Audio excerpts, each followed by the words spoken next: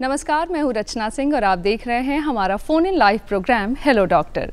दर्शकों, इस कार्यक्रम के माध्यम से लगातार हमारी ये कोशिश होती है कि हम आपकी सीधी बातचीत आपके विशेषज्ञ से करवा दें, यानी आप अपने सीधे सवाल अपने विशेषज्ञ से खुद ही पूछ सकते हैं और उसका हल और उस समस्या का जवाब जो है आप घर बैठे जान सकते हैं। तो इसके लिए आपको हमारा टोल फ्री नंबर चाहिए होगा, तो वो ज़रूर नोट कर लीजिए। हमारा टोल फ्री नंबर है 1800-3456-171। नंबर एक बार फिर से मैं दोहरा देती हूँ, हमारा टोल फ्री नंबर है 1800-3456-171। ये टोल फ्री नंबर लगातार आपके टेलीविजन स्क्रीन पर फ्लैश भी कर रहा होगा, तो वहाँ से देख करके भी आप हमें कॉल कर सकते हैं। साथ ही आपसे एक रिक्वेस्ट भी करना चाहती हूँ कि जब आप हमें कॉल करें तो प्लीज़ अपने टेलीविज़न का साउंड थोड़ा कम रखिएगा, ताकि हमारे विशेषज्ञ आपके सवाल के जवाब जो हैं वो बेहतर तरीके से दे पाएँ। तो सुन अच्छे से पाएंगे तो जवाब भी अच्छे से दे पाएंगे। जी हाँ, तो अब कार्यक्रम में उसकी बात कर लेते हैं जिस समस्या को लेकर के आज हम आए हैं। समस्या मूलतः एक्चुअली बहुत बड़ी है। बड़ी तब हो जाती है जब बेसिक फंक्शनिंग में कोई दिक्कत आ जाती है। यानी मान लीजिए आपका शरीर है और अगर वो ठीक तरीके से काम कर रहा है तो कोई दिक्कत नहीं है, लेकिन शरीर के अंग जब ठीक तरीके से काम नहीं करते हैं तो समस्या वहाँ से शुरू हो जाती है। अगर हम बात गुर्दे की करें यानी किडनी की, तो उसके बारे में आप और हम बहुत छोटी सी बात जानते हैं कि गुर्दा जो है वो हमारे शरीर से विषैले पदार्थ यानी टॉक्सिन्स को बाहर निकालने का काम करता है, या फिर अतिरिक्त पानी को बाहर निकालता है, नमक को बाहर निकालता है। ये सारी चीज़ें हम सब जानते हैं, लेकिन जब यही चीज़ें नहीं हो पाती हैं और किडनी यही सारे काम ठीक से नहीं कर पाता है तो किडनी से संबंधित रोग शुरू हो जाते हैं। अब ये रोग अक्यूट भी हो सकते हैं, क्रॉनिक भी हो सकते हैं। आज अपने विशेषज्ञ के माध्यम से हम ये समझेंगे कि किडनी से संबंधित कौन सी ऐसी समस्याएं हैं जो आम तौर पर अभी लोगों को हो रही हैं। साथ ही डायलिसिस को लेकर के बड़ा एक सवाल है और उसको लेकर के कई सारे मिथ भी हैं कि अगर आप डायलिसिस पे चले गए तो उसके बाद आपकी जीवन जो है आयु जो है वो कम हो जाएगी। तो इन सारे विषयों पर आज हम बात करेंगे। तो गुर्दे की रक्षा, जीवन की सुरक्षा, ये आज का विषय है और इस विषय पर हमारे साथ जो विशेषज्ञ जुड़ रहे हैं, आइए उनसे आपका परिचय करा दें। हमारे साथ स्टूडियोज़ में हैं डॉक्टर ऋषि किशोर, जो आपको बता दूं कि सीनियर कंसल्टेंट हैं नेफ्रोलॉजी में, और साथ ही आपको ये भी बताना चाहती हूँ कि सर असिस्टेंट प्रोफेसर हैं नालंदा मेडिकल कॉलेज में। तो आइए उनसे आपका परिचय कराते हैं। सर, बहुत बहुत स्वागत है आपका हमारे कार्यक्रम में। धन्यवाद, मुझे यहाँ पे बुलाने के लिए मैं काफ़ी शुक्रगुजार हूँ। मैं आपके पास जो भी किडनी संबंधित जो भी मेरे पास क्वेश्चन आते हैं, मैं उसका कोशिश करूँगा कि आम तौर पे जो लेमन टर्म में मैं अच्छा से जवाब दे सकूं। जी जी सर, सबसे पहले यही समझना चाहते हैं कि किडनी से संबंधित समस्या आखिर क्यों होती है और क्या कारण है जिसकी वजह से ये संख्या जो है लगातार कुछ दिनों में बढ़ी है।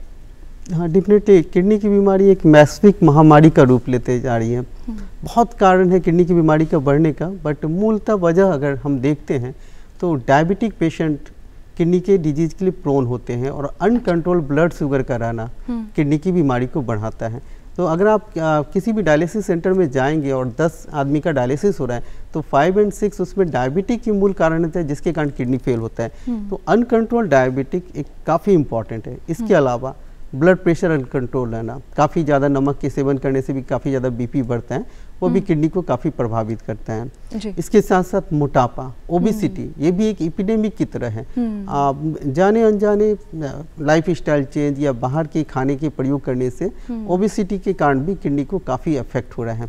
इन सब के साथ साथ अगर किडनी के पेशाब के रास्ते में इन्फेक्शन अगर बार बार होते हैं तो धीरे धीरे करके मूलतः किडनी को डैमेज करते हैं। इसी तरह किडनी का स्टोन अगर आप अनटच रहते हैं, उसको केयर नहीं करते हैं, उसका ट्रीट नहीं करते हैं, तो वो फिर किडनी को फिर फाइनली वो डैमेज करती हैं और परेशानी करती हैं।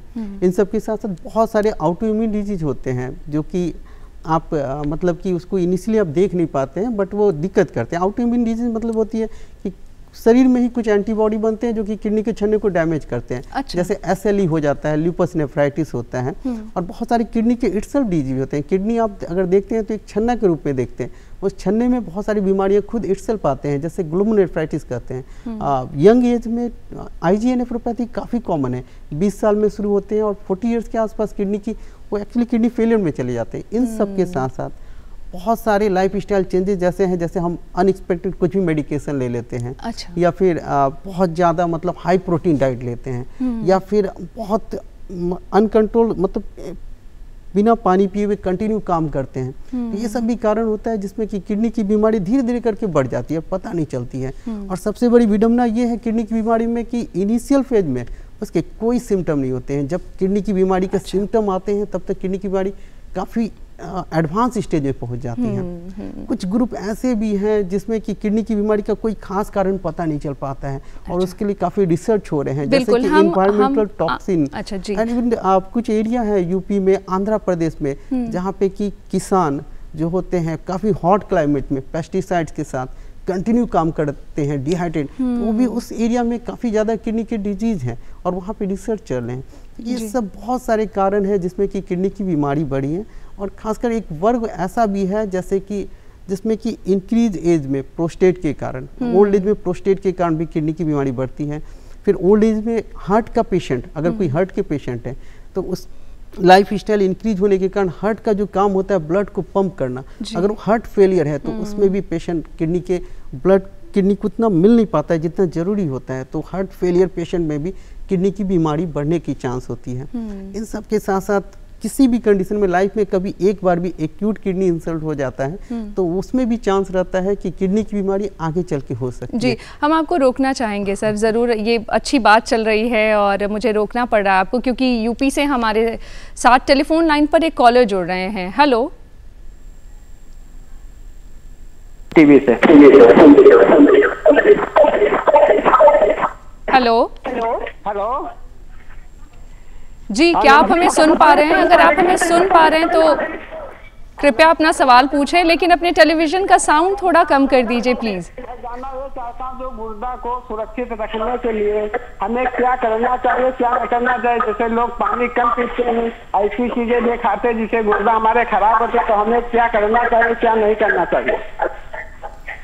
जहाँ तक मैं समझ रहा हूँ उन्होंने प्रिवेंशन के लिए पूछा है कि गुर्दे की बीमारी ना हो। ये बहुत इंपॉर्टेंट है क्योंकि प्रिवेंशन ही बेटर होता है क्योर से। एक बार किडनी की बीमारी स्टेब्लिश हो जाती है तो बहुत मुश्किल होता है। तो प्रिवेंशन के जो सिंपल टिप्स हैं जो कि हर साल हम लोग विश्व किडनी दिवस के में हम लोग बोलते भी हैं कि पानी की उचित मात्रा में आप सेवन कीजिए, नमक की मात्रा को कम सेवन कीजिए। अगर आप डायबिटिक, बीपी हैं और आपके फैमिली में किन्हीं को किडनी का डिजीज है तो एटलीस्ट 40 ईयर्स के बाद साल में एक बार किडनी संबंधित या पूरा बॉडी संबंधित जांच करके एश्योर करें कि आप सही पोजीशन पे हैं कि नहीं। किसी भी तरह के धूम्रपान या फिर किसी भी तरह के एडिक्शन को आप रोकें और इन सब के साथ साथ जो आप अननेसेसरी मेडिकेशन लेते हैं उसको भी कम करें, जैसे कि दर्द की दवा, वो भी काफ़ी इंपॉर्टेंट रोल देती है। और अगर आपको कोई भी सिम्टम होते हैं, सूजन से लेके हल्की भी सिम्टम होती है, तो आप उसके लिए वेट ना करें, कंप्लीट डॉक्टर के पास जाके उनको फॉलो करें। तो ये सब सिंपल टिप्स हैं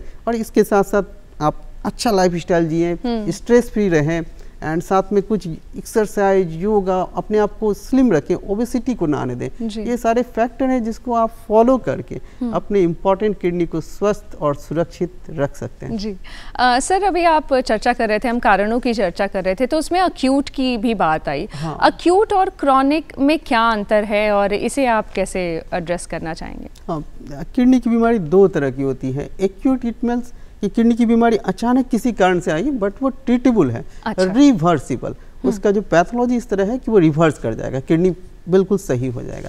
जैसे किसी को डिहाइड्रेशन हुआ, पानी की लॉस हुआ तो किडनी इफेक्ट होता है। उस कंडीशन में अगर आप टाइमली आप अप्रोच ट्रीट करते हैं तो किडनी की बीमारी वो रिवर्स हो जाती है।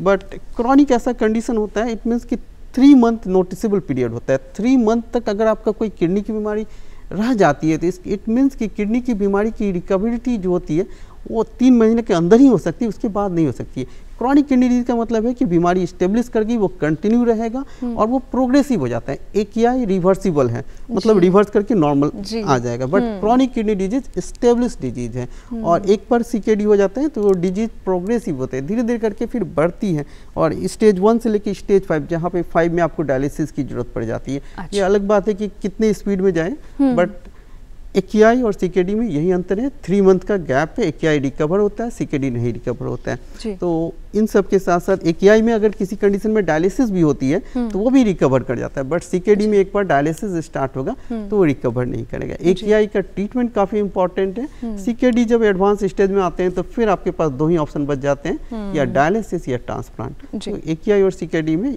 रिवर्सिबिलिटी का अंतर है जी। अभी हम इस पे बात कर रहे थे सर, आप कारणों की जब चर्चा कर रहे थे तो आपने एक चर्चा ये भी की कि लक्षण इसके बड़े स्लो आते हैं या बहुत विजिबल नहीं होते हैं। तो कौन कौन से ऐसे लक्षण हैं जिनकी हम पहचान कर सकते हैं? कुछ ऐसे सिम्टम्स हैं जो हम अगर ध्यान रखें तो हमें पता चल सकता है कि किडनी से संबंधित कोई समस्या उभर रही है? किडनी का जो काम है, एक्चुअली हम जो भी खाते हैं, जो भी सांस लेते हैं, हमारे शरीर में एनर्जी बनती है, और एनर्जी बनने के साथ बाय प्रोडक्ट के रूप में टॉक्सिन भी प्रोड्यूस होता है। तो हमारे स्वस्थ किडनी उस टॉक्सिन को ऑलमोस्ट ईच सेकेंड हमारे शरीर से बाहर निकालते हैं। बट अगर ये टॉक्सिन एक्यूमुलेट होते हैं धीरे धीरे तो सिम्टम आते हैं, और मोस्ट इंपॉर्टेंट सिम्टम है जनरलाइज वीकनेस, काफ़ी कमजोरी महसूस होना।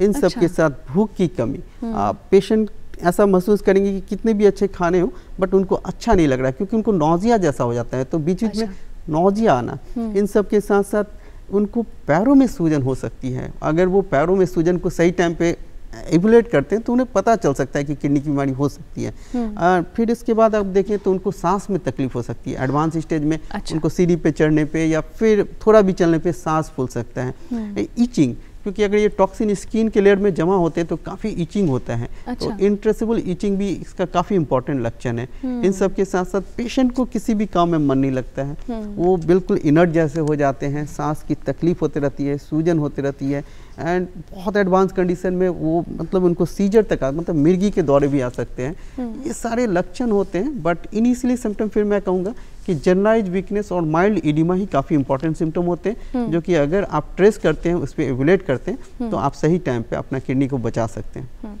सर क्रॉनिक में तो जैसे वक्त लगता होगा, लेकिन अक्यूट में क्या कुछ ऐसी चीजें सडनली आ जाती हैं? एक्यूट में आप ये क्रॉनिक में तो स्लो प्रोग्रेसिव होता है, बट एक्यूट सडनली जैसे किसी को 10 से 12 बार लूज मोशन हो गया, तो नेक्स्ट आप क्वेश्चन उनसे पूछ सकते हैं कि पेशाब हुआ कि नहीं। बस डेफिनेटली वो एक्यूट जैसा होता है, मतलब कहने का मतलब कि तुरंत within 6 to 12 hour 24 hour maximum है, वो तो पेशेंट को तुरंत वो डॉक्टर के पास जाता है। क्रॉनिक किडनी डिजीज का जो साइन एंड सिम्टम होता है वो बहुत स्लो होता है। AKI में तो पेशेंट डॉक्टर के पास जाने के लिए वो पेशाब अगर नहीं आएगा, सांस फूलेगा, तुरंत होगा ये चीज़। जी सर, अभी हम बात कर रहे थे सिम्टम्स की, अब बात करते हैं कि टेस्ट कौन कौन से करा सकते हैं, और कितना रेगुलरली ये टेस्ट कराना चाहिए, और क्या एज है जिस समय ये टेस्ट डेफिनेटली कराना ही कराना चाहिए अगर किडनी से संबंधित समस्या नहीं भी है तो भी? किडनी के सबसे पहले बात कर लेते हैं किडनी के टेस्ट के लिए। तो ये टेस्ट हर जगह अवेलेबल है। तो 3 टेस्ट होते हैं, ब्लड का, यूरिन का और एक अल्ट्रासाउंड। ब्लड में हम लोग किडनी का जो टेस्ट होता है उसको सीरम क्रेटिनिन कहते हैं। नॉर्मल वैल्यू अगर हम देखते हैं तो वो वैरी करता है 0.6 से 1.2 के बीच में। अगर क्रेटिन इससे ऊपर रहता है, बॉर्डर लाइन रहता है या इससे ऊपर रहता है, तो आप समझिए कि किडनी का कुछ तकलीफ है। तो सीरम क्रेटिन, ब्लड यूरिया, ये 2 इंपॉर्टेंट टेस्ट हैं, बट आपको याद रखना है सीरम क्रेटिन ये हर जगह अवेलेबल है और बहुत सिंपल टेस्ट है। यूरिन का टेस्ट, रूटीन यूरिन जो अर्ली मॉर्निंग का होता है, उसमें आपको देखना होता है कि वो डॉक्टर बता सकते हैं उसमें कोई प्रोटीन या आरबीसी तो नहीं आ रहे हैं। अगर प्रोटीन या आरबीसी आते हैं तो इट मीन्स कि किडनी में छन्ने में कुछ डिफेक्ट है। एंड थर्ड, अल्ट्रासाउंड हमेशा मतलब आपको सही नहीं बता सकता, बट अगर अल्ट्रासाउंड में किसी का किडनी स्मॉल साइज का मिल रहा है, नॉर्मल साइज जो इंडियन हमारे सब 9 से लेकर 10 सेंटीमीटर के बीच होते हैं लेंथ में, बट अगर किसी का किडनी का साइज स्मॉल है, 7 है, 6 है, 5 है या 8 से कम है, तो इट मीन्स कि क्रॉनिक किडनी सिकुड़ा हुआ है, उसको हम लोग सिकुड़ा हुआ कहते हैं, और उस कंडीशन में किडनी की बीमारी एस्टेब्लिश होती है। ये 3 टेस्ट हैं। अब जो भी रिस्क फैक्टर में है, जो जैसे डायबिटिक है, कंट्रोल बीपी है, फैमिली में किडनी के डिजीज हैं, कुछ आनुवंशिक डिजीज चले आ रहे हैं, या फिर उनको कभी लाइफ टाइम में कुछ AKI के एपिसोड हुए हैं, या फिर उनका मतलब कि वर्क कल्चर में इस तरह की है कि लाइफ स्टाइल बहुत फास्ट है, तो उन सब को किडनी की जांच एटलीस्ट करना चाहिए साल में एक बार। और 40 साल के बाद even irrespective of diabetic condition साल में 2 बार अपने हेल्थ को चेकअप करके उसका रिकॉर्ड रखना चाहिए, ताकि आपको कभी भी उसकी प्रोस्पेक्टिव या रेट्रोस्पेक्टिव जरूरत पड़े तो आपकी हेल्थ के अच्छा से एसेस हो सके। जी। तो 40 साल के बाद मैं आशा करूंगा कि सारे आदमी कम से कम साल में 2 बार टेस्ट करा के अपने को सेल्फ मतलब एक सही पोजीशन में बना के रखें। जी, ये महिला और पुरुष दोनों के लिए है सर? दोनों के लिए सेम अच्छा, ठीक है। अब बात करते हैं सर उसकी कि आएंगे सर अभी हम सवाल पर, लेकिन मधेपुरा से हमारे साथ टेलीफोन लाइन पर एक कॉलर जुड़ रहे हैं। हेलो जी नमस्कार। जी नमस्कार, स्वागत है आपका, आप अपना सवाल पूछे। जी मैं श्री प्रसाद यादव इस बार मधेपुरा से बोल रहा हूँ। जी मेरा सवाल है कि किडनी का जो बीमारी है वंशागत होता है क्या? वंशानुगत मैं जहाँ तक समझ रहा हूँ कि किडनी की बीमारी वंशानुगत होती है। हाँ। ऐसा ये डायरेक्ट रूल नहीं है, बट कुछ बीमारियां जो हैं फैमिली में रन करती हैं, जैसे cystic kidney disease, polycystic kidney disease कहते हैं, वो फैमिली में रन करते हैं। और जनरली इसमें at a time of birth ही कोई सिम्टम नहीं होते हैं, बट जैसे जैसे एज होता है 20 ईयर्स 30 ईयर्स, तो उसमें किडनी में सिस्ट, पानी का जो छल्ला होता है वो बनने लगता है, और वो 50 या 60 ईयर्स में काफ़ी ज़्यादा हो जाते हैं, जो किडनी फेल कर देते हैं। फिर कुछ ऐसी जो डायबिटिक है, जिसके फादर मदर दोनों डायबिटिक और किडनी के पेशेंट हैं, तो उनके बच्चों में किडनी की बीमारी होने की चांस काफ़ी ज़्यादा बढ़ती है। तो ये कुछ हद तक वंशानुगत भी चलती हैं, बट हमेशा नहीं है। अच्छा जी, कुछ केसेस में। लेकिन अभी आप चर्चा कर रहे थे सर, आपने कहा कि किडनी छोटी भी होती है या सिकुड़ी हुई होती है, तो ये क्या ये भी अनुवांशिक हो सकता है या? नहीं, आप इसको मैं बहुत और लेमन टर्म में बताना चाहूँगा कि किडनी एटलस क्या है, कि किडनी एक मेस है जहाँ पे छन्ना रहता है, और ये मतलब कि वर्ल्ड का सबसे फाइनेस्ट आर्किटेक्चर है। अगर आप कभी मतलब उसको ध्यान से मतलब पढ़ने या देखने, तो अगर किसी भी इंसल्ट से उस आर्किटेक्चर पे उसको डिस्टर्ब होता है, पैथोलॉजी शुरू होता है, तो वो एक तरह से वो जो छन्ना का जो नॉर्मल आर्किटेक्चर वो लॉस होता है, और वो फाइबर में धीरे धीरे कन्वर्ट करता है। फाइबर, और फाइबर का काम होता है कि वो थोड़ा सा कॉन्ट्रैक्ट करता है। इसलिए किडनी अगर रिपीटेड इंसल्ट हो रहा है और लॉन्ग टर्म प्रोसेस हो रहा है, तो किडनी का जो नॉर्मल साइज होता है वो स्मॉल हो जाता है, वो फाइबर की तरह हो जाता है। और एक बार किडनी अगर फाइब्रोस हो जाता है, तो उसका नॉर्मल जो फंक्शन होता है, जो फिल्ट्रेशन, वो नहीं कर सकते हैं। इसको और भी लेमन टर्म में बता सकते हैं कि अगर स्मॉल किडनी हो गया तो रिकवर नहीं करेगा। जैसे आप मान लीजिए कि आपके पास एक बैलून है और आप उसको फुलाते हैं, बट गलती से आप उसको पिन कर देते हैं, तो उससे सारी हवा निकल जाती है। आप कितना भी फुलाइए उसको, वो नॉर्मल कभी फूल नहीं सकता है। इसलिए एक बार किडनी अगर श्रिंक कर जाता है, छोटा हो जाता है, तो वो रिकवर नहीं है, वो फंक्शन नहीं कर सकता है। सर अब बात ट्रीटमेंट की करते हैं कि अगर समस्या सामने आती है किडनी से संबंधित, तो उपाय कौन कौन से हैं और क्या तरीका है उसको ट्रीट करने का? एटमोस्ट अगर फर्स्ट तो प्रिवेंशन ही है, आप प्रिवेंशन कीजिए, किडनी को बीमारी आने नहीं दीजिए। बट अगर किडनी की बीमारी एनी हाउ किसी को फर्स्ट टाइम आया, मान लीजिए क्रेटिन फर्स्ट टाइम जांच कराया 1.5 या कुछ आ गया, तो हम लोग सबसे पहले देखते हैं कि रिकवरेबल काउज क्या है, किससे वो रिवर्स कर सकते हैं। अच्छा, उस चीज़ को अगर मिलता है, कोई ड्रग चल रहा है, किसी तरह का टॉक्सिन है, या कुछ इन्फेक्शन है यूरिन में, या कुछ स्टोन है, तो उसको सबसे पहले ट्रीट करने की कोशिश करते हैं ताकि वो रिकवर कर जाए। बट कोई ऐसे पेशेंट है जिनका क्रॉनिक किडनी डिजीज हो गया, वो स्टेब्लिश डिजीज है। अच्छा। तो स्टेब्लिश डिजीज प्रोग्रेसिव होता है, तो सारे जो ट्रीटमेंट का एम है कि उसके प्रोग्रेशन के रेट को कम किया जाए। आप रोक नहीं सकते हैं, चाहे वो सारी दवाएं कर सकते हैं। डायबिटिक कंट्रोल कीजिए, बीपी कंट्रोल कीजिए, नमक की कम मात्रा में सेवन कीजिए, अननेसेसरी मेडिकेशन नहीं लीजिए, हाई प्रोटीन डाइट नहीं लीजिए। ये मतलब सीकेडी पेशेंट के बारे में बोलना चाहेंगे। हाई प्रोटीन डाइट का मतलब ऐसा नहीं कि आप दाल छोड़ दीजिए या फिर पोषक तत्व छोड़ दीजिए। जो हाई प्रोटीन डाइट का मतलब होता है कि जिसमें कि जो प्रोटीन ऐसे होते हैं जो बाद में नाइट्रोजनस वेस्ट काफ़ी बनाते हैं। तो इसमें रेड मीट के बारे में बोलूँगा। रेड मीट अगर आप छोड़ सकते हैं तो सबसे अच्छा रहेगा।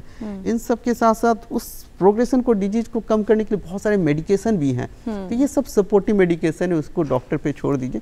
एंड अगर आप फाइनल स्टेज में आ जाते हैं और सीकेडी का आप स्टेज 5 है जहाँ आपको डायलिसिस की जरूरत आने वाली है, तो उसके लिए प्रीरिक्विजिटिव जो होती है, फिस्टुला बनना, वैक्सीनेशन, वो सब आप उस पर एक्सेप्ट कीजिए, और बीमारी जो भी है उसको एक्सेप्ट कीजिए, और उसके साथ, क्योंकि बीमारी के साथ ही रहना। एक बार सीकेडी है तो यह आपको दवा या डायलिसिस, ट्रांसप्लांट, इवन हर समय कुछ ना कुछ आपको डॉक्टर जैसा सलाह देता है उसके अनुसार करना ही पड़ेगा। जी, यानी डॉक्टर के परामर्श में फिर आपको लगातार रहना है। एक और चीज़ यहाँ छोटा सा जानना चाहती हूँ सर, वेरी क्विकली, कि अभी आप कह रहे थे कि जैसे प्रोटीन हाई रिच प्रोटीन जो चीज़ें हैं वो नहीं लेनी है। और इंडिया में एक कंसेप्शन है कि हम कहते हैं कि हम प्रोटीन डेफिशिएंसी की तरफ हैं और यहाँ लोगों में प्रोटीन की कमी है, और कुछ लोग अब जिमिंग और इस तरीके की चीज़ों में हैं तो वो हाई प्रोटीन ले रहे हैं। उस पर आपका क्या टेक है? हाई प्रोटीन डाइट, ये सारे जो कंसेप्ट हैं इस पे मतलब बीच वाला रास्ता होना चाहिए। जो जिम और स्लिम करने के लिए जो प्रोटीन लेते हैं वो डेफिनेटली कभी कभी इंजूरियस हो जाते हैं। अच्छा। हाई प्रोटीन, एक्चुअली जितने भी प्रोटीन होते हैं अगर आप उसको बेसिक देखिएगा तो वो डाइजेशन होकर नाइट्रोजनस वेस्ट प्रोडक्ट बनाते हैं, और ये नाइट्रोजनस वेस्ट प्रोडक्ट किडनी के थ्रू शरीर से बाहर निकलते हैं। अगर किसी की किडनी कमज़ोर है और आप इसके ऊपर से बहुत ज़्यादा हाई प्रोटीन डाइट ले रहे हैं तो वो सारे नाइट्रोजनस वेस्ट प्रोडक्ट अगर किडनी पे प्रेशर करेंगे बाहर निकलने के लिए तो कमज़ोर किडनी जो होगा वो और तेज़ी से फॉल करेगा। तो इसलिए अगर किडनी की बीमारी स्टेब्लिश है तो आपको प्रोटीन पे थोड़ा कंट्रोल करना है, बट इसका ये बिल्कुल मतलब नहीं है कि आप दाल छोड़ दीजिए या कुछ और भी है। आपको घर में बनने वाला शुद्ध शाकाहारी खाना बिल्कुल पोषक तत्व के साथ लेना है।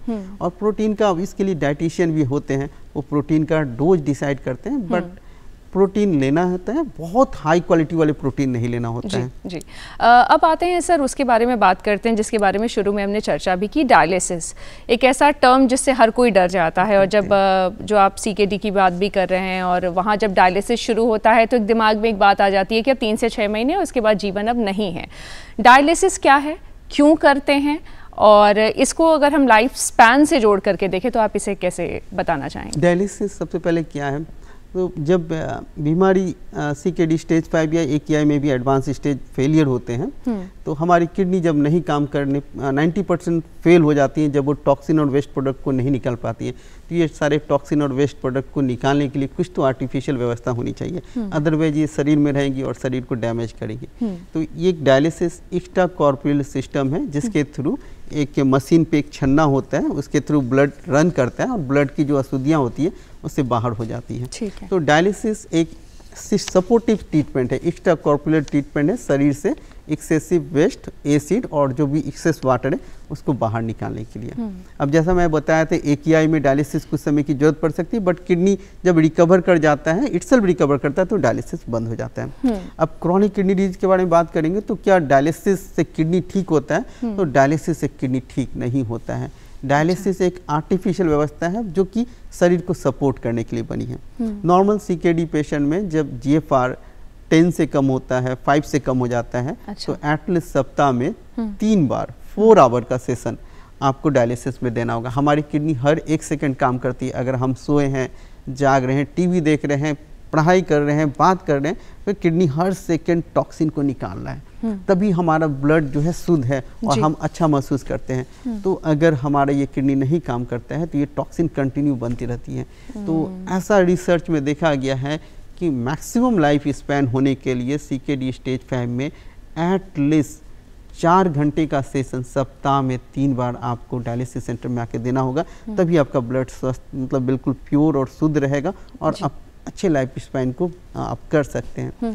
डायलिसिस से लाइफ स्पैन को जोड़ना बहुत मुश्किल काम है, बट जनरली किडनी के पेशेंट डायलिसिस से नहीं एक्सपायर करते हैं। किडनी के पेशेंट अगर डायलिसिस ठीक से नहीं करते हैं तब उनका लाइफ स्केल डेफिनेटली कम होता है। अच्छा। क्योंकि ये टॉक्सिन और जो भी एसिड है वो एक्यूमुलेटेड रहते हैं और फिर ये शरीर को नुकसान पहुंचाते रहते हैं, जिसके कारण हार्ट कमजोर होते हैं, इम्यूनिटी कम होती है और इन्फेक्शन होती है। तो कंट्रोवर्सी यहाँ है कि बहुत बार ये मन में आ जाता है कि अब डायलिसिस स्टार्ट होगा, मैं सब चीज एंड ऑफ द लाइफ, ऐसा है, बट ऐसा नहीं है। आप डायलिसिस अगर एडिक्वेट डोज आप सही टाइम से स्टार्ट करेंगे तो आप नॉर्मल लाइफ की तरह स्पेंड कर सकते हैं। और जो एज, इसको किसी भी चीज़ से जोड़ना बहुत मुश्किल काम है, बट जो भी नॉर्मल आप अगर ड्यूरेशन बताएं तो अच्छे डायलिसिस आप करने से आप 10 से 15 साल बिल्कुल आराम से रह सकते हैं। और इस पे आप इसको सही तरीके से डॉक्टर को फॉलो कीजिए तो आप कर सकते हैं। जी जी, ठीक है सर। ट्रांसप्लांट पे भी थोड़ी सी बात कर लेते हैं, क्योंकि हमारे पास समय कम है। ट्रांसप्लांट की ज़रूरत कब पड़ती है और ट्रांसप्लांट कराने में लोग डरते भी हैं, तो आप उन्हें क्या कहना चाहेंगे? ट्रांसप्लांट, अगर आप किसी किडनी के पेशेंट में जाके जो 1 साल से डायलिसिस पे है तो ट्रांसप्लांट का जब नाम आता है और वो ट्रांसप्लांट पे जाने वाले होते हैं तो इट्स जस्ट लाइक ए एक वरदान की तरह है उनके लिए। वो काफ़ी मतलब एक्साइटेड रहते हैं। तो ट्रांसप्लांट मतलब उनके लिए एक नए जीवन है, नई रे ऑफ होप है। और वो आप कोई 20 साल का बच्चा है, उसका किडनी फेल है, उसको बार बार डायलिसिस में आना पड़ता है, और वो ट्रांसप्लांट के बाद वो सारी चीज़ उनको मतलब पहले की तरह होने लगता है। तो एक रे ऑफ होप है, और ट्रांसप्लांट हर डायलिसिस पेशेंट का अधिकार है।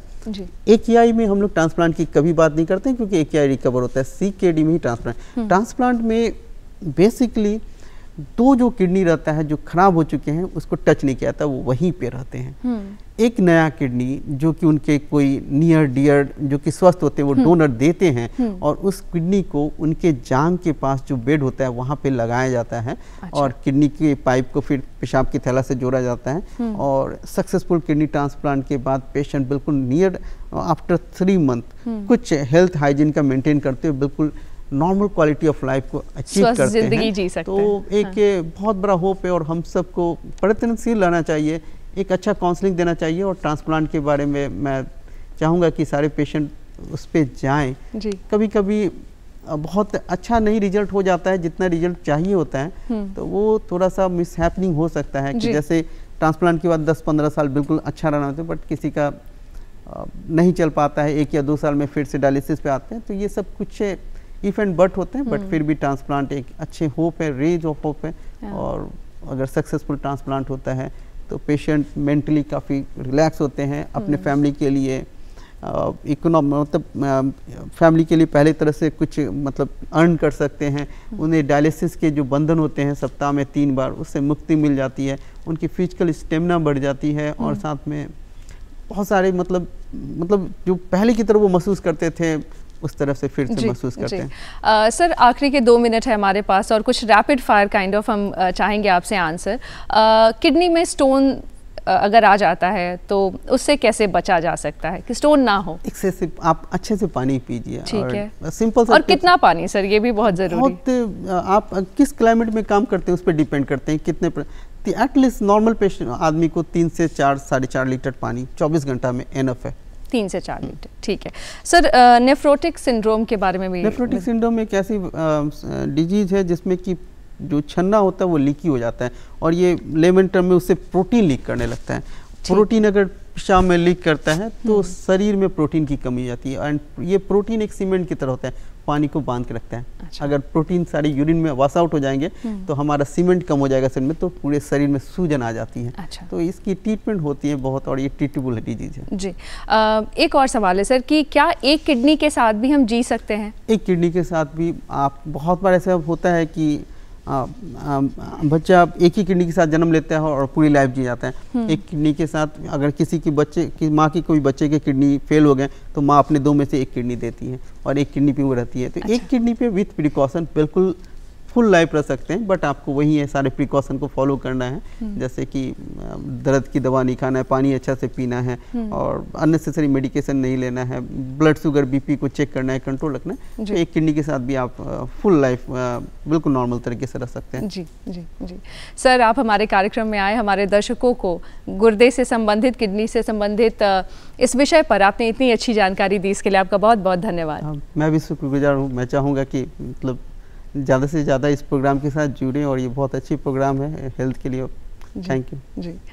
तो दर्शकों, अभी हम बात कर रहे थे डॉक्टर ऋषि किशोर से, जो नेफ्रोलॉजिस्ट हैं, और वो हमें किडनी से संबंधित रोग के विषय में आज बता रहे थे, और डायलिसिस, ट्रांसप्लांट, इन सारी चीज़ों पर आज हमने बात की। और अगली बार हम एक और नए विषय और एक और नए विशेषज्ञ के साथ आएंगे। तब तक के लिए आप देखते रहिए DD बिहार। नमस्कार।